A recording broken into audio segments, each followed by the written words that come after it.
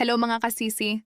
Itago niyo na lang ako sa pangalang Rian 21, estudyante sa isang universidad sa Cagayan. First year college ako nung una ko siyang makilala. Si Aya, parehas kaming babae. Nursing ako, criminology siya.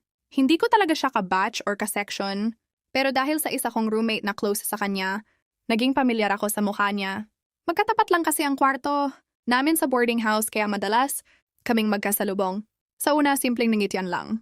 Hanggang sa isang gabi, inaya kami ng roommate ko na magtambay sa may likod ng dorm. May malaking puno ng acacia doon. May duyan at bench.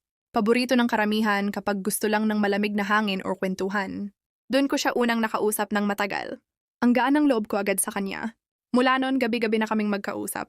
May mga gabing hanggang 2:00 ng madaling araw kami sa duyan, habang nagkakape o nagkukwento ng buhay. Magkaiba man ang kurso namin, pareho naman kaming firstborn at pareho ng mga pressure sa pamilya. Parang bawat gabi, unti-unti akong nahuhulog. Hindi ko na lang sinabi kasi akala ko ako lang. Pero isang gabi, habang nakasandal siya sa balikat ko, sabi niya, alam mo, sa'yo siguro ako tatagal. Pero sa lalaki pa rin ako ikakasal. Natahimik ako. Ngumiti na lang ako kahit parang may pumutok sa loob. Hindi ko alam kung biro ba yun o babala. Pero mula noon, mas naging maingat ako sa kilos. Hindi ko na siya niyayakap tuwing uwi siya galing klase. Hindi na rin ako unang nagchat-chat. Pagpasok ng second year, ramdam kong may iwas na.